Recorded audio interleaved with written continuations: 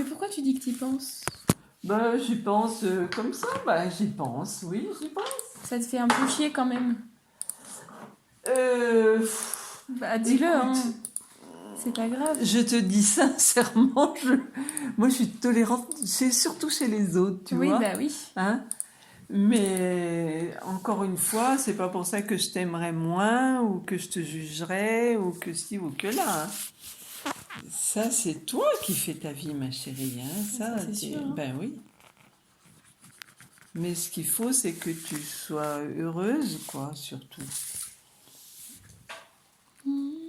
Mais pour l'instant, tu essayes tout, t'es sûre de rien, quoi. Bah, je suis sûre de... Quand je ressens quelque chose, je suis sûre que je le ressens. Hein. Je suis pas en train de me chercher. Hein. Oui, mais je veux dire, tu es pas sûre d'être à fond pour un mec ou à fond pour une fille. Bah, pourquoi choisir? Ah, parce que tu irais de l'un à l'autre, tu t'en foutrais. Bah, j'ai pas besoin d'être que homo ou que hétéro. Ouais. Tu vois ce que je veux dire? Oui, oui. Ouais. Pourquoi tu voudrais... C'est marrant. Hello!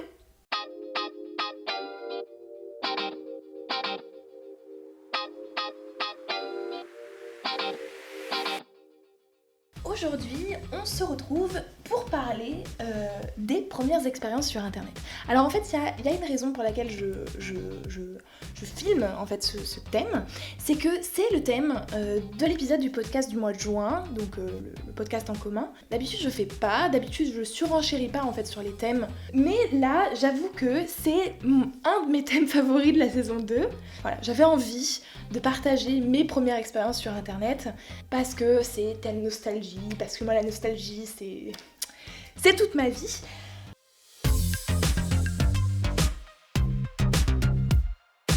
Donc dans cette vidéo, je vais me focaliser exclusivement sur les années 2003-2007, donc qui représentent en fait mes années collège. Je ne vais pas parler du coup de mes années lycée, donc un peu plus tard, pour... En gros, je vais faire la chronologie, la frise chronologique du développement d'Internet. On est avant Facebook et la DSL. Ça correspond à peu près à la période où Internet va se démocratiser dans les foyers. Donc c'est-à-dire qu'on a Internet chez nous. Du coup, c'est pas Internet illimité. Il faut se connecter déjà à Internet, alors que... oui, bien sûr qu'on se connecte quand on est avec le portable, par exemple, mais en fait, il fallait connecter le modem, parce que... Alors, je serais absolument incapable d'expliquer pourquoi, genre techniquement, mais en gros, la ligne téléphonique et la ligne Internet pouvaient pas être occupées en même moment. D'ailleurs, peut-être que c'était la même, d'ailleurs. Ceci explique cela. Et du coup, il fallait connecter le modem, donc c'était cette sonnerie-là. Et ensuite, du coup, le téléphone n'était pas disponible. C'est-à-dire que vous avez probablement, si vous avez vécu à peu près à cet âge-là, dans cette période-là, chez vos parents, vous avez dû probablement connaître cette situation où vous êtes sur Internet et à un moment vous entendez votre mère hurler « Marie je dois téléphoner !» Et au niveau de l'abonnement, je pensais qu'on était à 30 minutes par mois, mais en fait, quand je repense à mes activités et à nos activités sur Internet, qui étaient pas aussi longues que maintenant, mais qui, quand même, c'était conséquent, je me dis, c'est pas possible, en fait. Donc je pense qu'on était à une 30aine d'heures par mois pour tout le monde. Donc on est quand même un foyer, du coup, de 6. Et on a un poste fixe avec du coup connexion internet. Il me semble quand même à l'époque que c'était pas très démocratisé tout ce qui était journaux, etc. en ligne. Il y avait probablement des archives, mais je me souviens pas vraiment de, je sais pas, Le Monde en ligne ou des choses comme ça. J'ai pas de souvenir de mes recherches bibliographiques, je sais pas, pour le travail d'école ou quoi. Je sais que j'en ai fait parce que j'ai fait des travaux qui nécessitaient... très probablement en fait des recherches bibliographiques de ma part, mais j'en ai aucun souvenir, mais je sais que je l'ai fait. Et c'était quelque chose qui il me semble à peu près naturel, qu'on devait faire d'ailleurs au collège un petit peu, dès qu'on avait un cours qui sortait un peu de l'ordinaire, pour faire un peu moderne, probablement. Par contre, il y a deux choses en fait dont je me souviens, deux recherches qui m'ont marquée. La première, c'est ce déclic en fait que j'ai eu avec les moteurs de recherche et notamment Google. Je jouais à des jeux vidéo, c'était d'ailleurs une de mes principales utilisations de l'ordinateur familial, c'était pour jouer à des jeux vidéo sur CD-ROM. Et en fait, je restais bloquée pendant des heures parce que c'était des genres de jeux, vous savez, des espèces d'escape game, quoi, un petit peu. En fait, je restais bloquée pendant des heures parce qu'il fallait trouver la clé qui était derrière un buisson magique, enfin bref. Et c'était une énorme frustration. Et en fait, un jour, alors je sais plus exactement comment j'ai eu le déclic, mais j'ai cherché les solutions du jeu vidéo sur Google et je les ai trouvées. Et à partir de là, en fait, non seulement c'était trop bien pour avancer dans les jeux parce que dès que t'étais bloqué, du coup, on pouvait regarder, mais surtout, à partir de là, en fait, j'ai compris que en fait, on pouvait chercher des choses sur Internet, qu'en fait, on aurait toujours une réponse, plus ou moins. Bon, il a fallu que je sois en thèse pour me rendre compte qu'il y avait des limites à Google. Et la deuxième recherche en fait que j'ai faite et qui, pour le coup, qui va ouvrir sur un sujet un peu sensible et un peu épineux, c'est l'éducation sexuelle, que d'ailleurs je vais plutôt transformer en curiosité en fait sexuelle parce que je cherchais pas, il me semble pas, des informations en fait sur la sexualité. J'avais des cours d'éducation sexuelle à Enfin, d'ailleurs, j'ai toujours eu des cours d'éducation sexuelle, déjà en primaire, etc. Bref, je cherchais pas ça. Je cherchais pas ce genre d'informations sur Internet. Je cherchais des images plutôt érotiques. Je cherchais pas de porno. Je parle beaucoup de l'utilisation des portables par les jeunes, donc plutôt pré-ados. Le sujet qui revient beaucoup, en fait, l'inquiétude qui revient beaucoup par rapport à ça, l'utilisation des portables, c'est la pornographie et du coup l'accès à la pornographie. Ce qui me pose véritablement problème en fait avec ça, c'est pas tant le fait que la pornographie soit plus facilement accessible effectivement qu'avant en allant chez le marchand de journaux choper les magazines pornographiques. En fait, ce qui me gêne, c'est que surtout que tu puisses plus facilement être en contact avec des images pornographiques alors que c'est quelque chose que t'as pas souhaité. Et ça m'est arrivé et c'est d'ailleurs les premières images pornographiques que j'ai pu voir, c'est des choses que j'avais pas demandé en fait à les voir. Autant j'étais actrice de ma recherche pour avoir des images un peu érotiques, par contre pornographique, non, c'était pas ce que j'avais envie de voir. Cela dit, je me souviens d'avoir discuté avec quelqu'un en story Instagram, mais il y a déjà un petit peu de temps, et en fait, la personne m'avait ensuite demandé, mais est-ce que t'aurais voulu du coup ne pas les voir, ou est-ce que... Voilà, et en fait, c'est pas tant que je regrette de les avoir vus, parce que j'ai pas non plus un traumatisme démesuré en fait par rapport à ça. Par contre, je crois que j'aurais voulu être accompagnée, et d'ailleurs j'aurais souhaité être aussi accompagnée en fait face à mes recherches érotiques et d'ailleurs même sur d'ailleurs la découverte du corps, la masturbation, etc. Parce que au final on se retrouve face à ça et c'est trop bizarre en fait parce que du coup on ressent du plaisir, on est émoustillé en fait par le truc, mais on sait pas pourquoi, on voit que c'est un peu violent quand même, genre ouais c'est chaud quoi. Et en fait il aurait fallu, si vous voulez, je pense que ce qui m'aurait manqué c'est d'avoir un accompagnement. Alors, pas de mes parents, mais plutôt que quelqu'un en fait m'explique ce que c'est que le porno, à quoi ça sert, que c'est pas grave, que c'est pas la vraie vie non plus. Voilà, ça aussi, hein, ça peut permettre de pallier aussi à que les jeunes personnes, par exemple, s'éduquent sexuellement avec le porno, alors qu'en fait, ça représente pas du tout la réalité, en fait, de comment est un rapport sexuel, surtout à 16-17 ans. Donc voilà, donc je trouvais ça intéressant quand même de le partager, de dire quand même que c'est les premières expériences sur Internet, ça va aussi avec la sexualité, que c'est pas grave, que je pense que surtout ce qui est important, c'est pas forcément de dramatiser et surtout d'utiliser cet argument-là, du coup, pour contrôler à outrance l'utilisation d'Internet par les plus jeunes, mais plutôt du coup d'être dans l'accompagnement et aussi dans la prévention, c'est-à-dire comment prévenir contre cette pornographie là qui débarque alors qu'on n'y a pas... on n'a pas voulu, et ça passe aussi par éduquer par exemple les plus grands des fratries par exemple, de pas laisser traîner les choses. Voilà. On va passer à la partie sur Internet comme moyen d'expression parce que en fait ça c'est vraiment quelque chose qui marque en fait ces années-là, c'est Skyblog. Alors les Skyblogs, pour ceux qui n'ont jamais connu ça, c'était, alors je sais pas si c'était la radio avant ou machin, mais il y avait cette radio là, Skyrock, et en gros c'était rattaché plus ou moins à Skyblog. Et donc c'était des blogs, voilà, comme son nom l'indique, c'était un truc très simple, enfin rien à voir avec les blogs qu'on peut avoir sur WordPress, mon dieu, mais quelle angoisse ces blogs WordPress, mon dieu. Bref, donc c'était très très simple. En fait, Je pense que je dirais que Skyblog, c'est pas tant l'ancêtre de Facebook, mais plus l'ancêtre d'Instagram en fait. Parce que c'était à peu près le même genre de but dans la publication. Je suis retournée sur mon ancien Skyblog, donc mon tout premier, celui que j'avais au collège. Bon alors il y a tout et rien, il y a des règlements de compte, du passif-agressif, on a aussi des citations inspirantes qui sont en fait pas du tout inspirantes, on a des images, j'en avais un peu parlé dans ma vidéo sur le style, mais des images mais ultra saturées, des images de chaussures, des images émo. On a aussi des espèces de petits jeux où genre tu prends ta date de naissance et puis du coup ça te fait une phrase, enfin bref, des trucs comme ça. Voilà. Donc en vérité, c'est très peu de production vraiment littéraire, en tout cas sur mon blog. Je me souviens quand même de l'élection de Nicolas Sarkozy où j'avais pondu un article pour dire à quel point tout le monde était stupide. Voilà. Il n'est pas resté en tout cas, il n'y est plus, donc je ne peux plus voir exactement ce que je pensais à cette époque-là. Enfin, j'ai bien une idée, mais je ne peux plus voir ce que je produisais en fait comme écrit à cette époque-là, genre en mode réel et pas juste en mode façade. Mais c'est vraiment l'idée, hein. C'est-à-dire que le Skyblog, il représentait en fait notre univers et c'était travaillé. Et en fait, j'ai fait autre chose. Déjà, j'ai regardé les commentaires, je me suis rendu compte qu'il y avait quand même, on était assez actifs sur les Skyblogs en commentaire. Donc, c'est-à-dire qu'on avait des amis, on se partageait les blogs et en fait, on se commentait les articles, etc.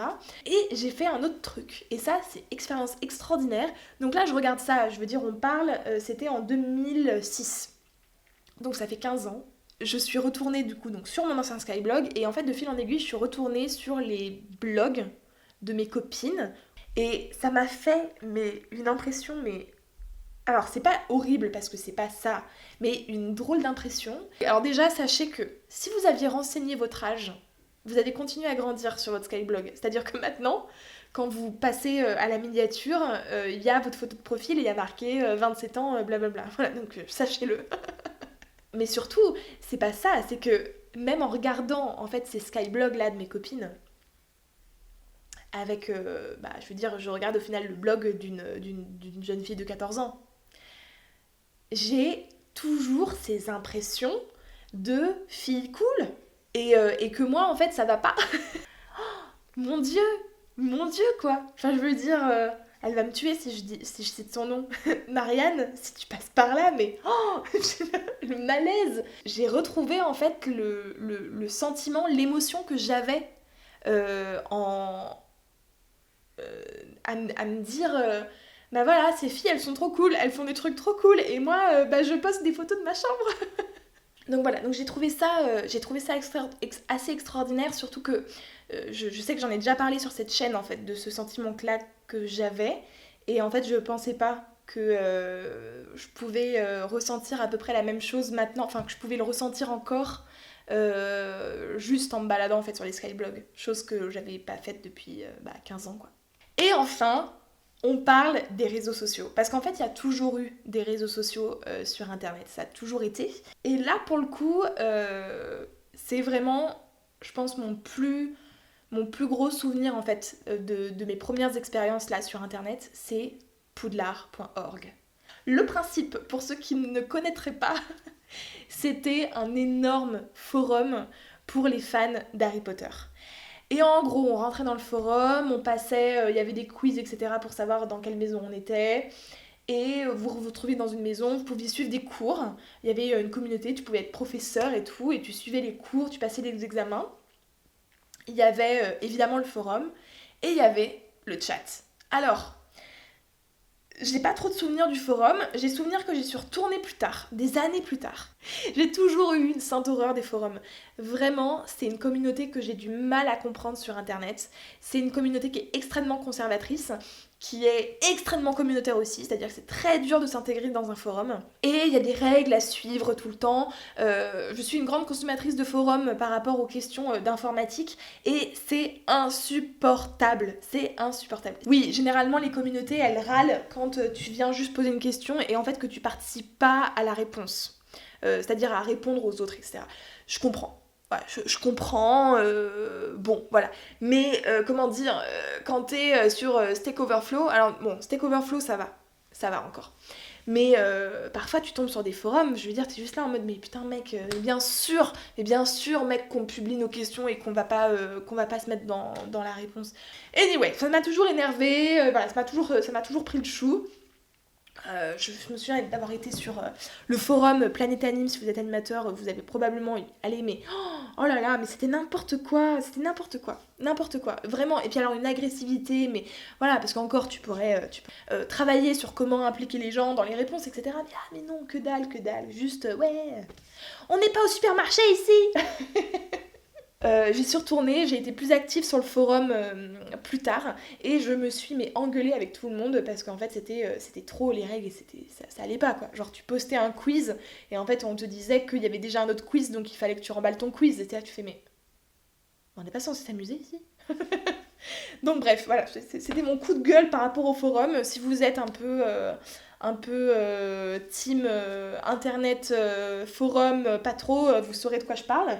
Mais en fait, à cette époque-là, c'était pas le temps de forum qui m'intéressait, c'était le chat. D'ailleurs que j'ai souvent prononcé chat à cette époque-là, ça me paraissait logique. On était sur poudlard.org, la salle pour parler avec tout le monde, c'était un chat. Voilà, c'était un chat, il y a des chats à Poudlard, pourquoi pas. Donc bref, c'est après qu'on m'a dit qu'en fait c'était un chat et ça voulait dire discuter comme ça. Ça, j'adorais, c'était ma cam.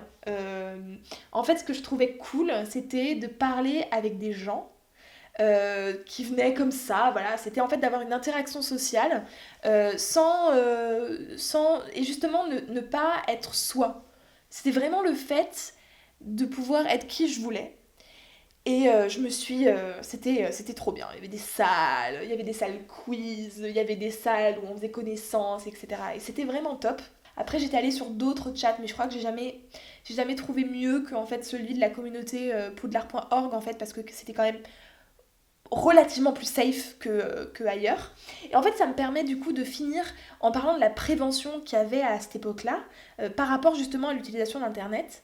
En fait, le gros truc de ces années-là, c'était de ne pas dire qui on était sur Internet. Donc on avait énormément de prévention pour dire ne jamais dire son âge, ne jamais dire son prénom, ne jamais dire son adresse, ne jamais dire ne jamais donner son visage, etc. Alors, j'ai envie de dire, le visage c'est mort là. 15 ans plus tard, là c'est bon, le visage, vous l'avez bien les mecs, hein, là c'est bon, hein, c'est ok. C'était un truc qu'on me répétait souvent, qu'il fallait que je fasse très attention à pas dire qui j'étais, etc. Alors moi j'ai complètement pris au mot, après c'était pas trop mon truc, c'était pas, je voulais pas, en fait je tenais pas à me faire des amis, je voulais juste rencontrer des gens en fait, genre comme un speed dating, c'est-à-dire genre vas-y t'es d'où machin, ah d'accord ok, et toi, là. C'était un peu la prévention en fait de cette époque-là. Et en fait, ce qui est drôle, c'est que ça va être complètement mis par terre avec Facebook. Justement, Facebook, c'est tout l'intérêt quoi. C'est de se montrer et de se montrer d'être on va dire d'avoir des photos, de montrer sa vie quoi. Voilà, de montrer sa vie et de plus d'ailleurs se cacher derrière des pseudos. Au final, si on devait résumer un petit peu cette époque là de début d'internet, c'est les pseudos. Maintenant, alors bien sûr, genre moi j'ai un pseudo avec cette chaîne là, c'est Antithésie, mais parce que j'allais pas l'appeler avec mon nom et mon nom de famille. D'ailleurs, tiens, ça me fait penser, Mary Legman, c'est un pseudo. Tout le monde, je suis désolée, je sais que tout le monde est très confus avec ça, ils savent plus comment m'appeler et tout ça, alors sachez que c'est pas grave. Si vous m'appelez Marie, Meryl ou même Antithésie, c'est pas un problème, je m'en fous. Ça, c'est des pseudos et c'est fait pour se protéger parce que on a une chaîne YouTube et parce que du coup, on va dire, on vise une audience un peu plus grosse que nos Skyblog ou voilà, je veux dire, Skyblog, j'avais 20 amis dessus, hein, donc c'était pas le problème en fait. On avait des pseudos quoi. Nos Skyblog, c'était des pseudos. On n'avait jamais un Skyblog avec marqué Mary Legman Skyblog quoi. Non, c'était vraiment un pseudo, d'ailleurs c'était toujours des pseudos vanille et chocolat.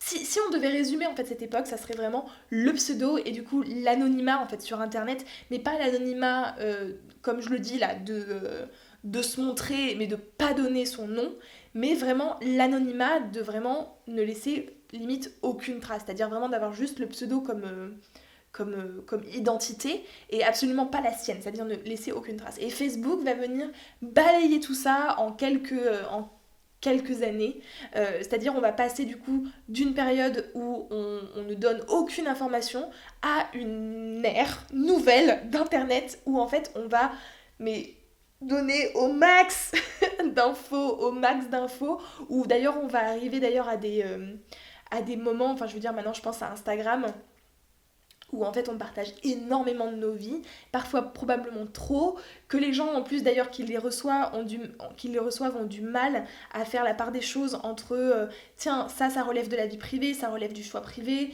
c'est vraiment ce qui est partagé, pareil pour les influenceurs, est-ce que ça je le partage, est-ce que vraiment par exemple allez, sujet sensible, est-ce que montrer mon enfant par exemple c'est quelque chose à montrer à 20 000 personnes, ou est-ce que c'est pas quelque chose plutôt à garder pour moi et pour peut-être un cercle un peu restreint.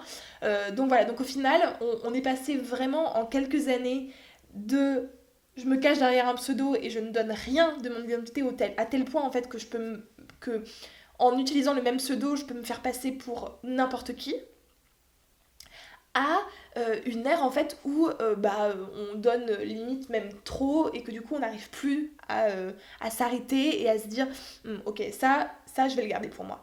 Voilà, je m'arrête là avec cette vidéo, j'espère qu'elle vous aura plu et que ça vous aura un petit peu ramené un petit peu dans le passé, voir que vous avez carrément vécu cette vidéo comme un documentaire parce que vous êtes un peu trop jeune. Si vous voulez entendre plus sur internet, n'oubliez pas d'aller du coup écouter le podcast que je vous mets en barre d'infos quelque part.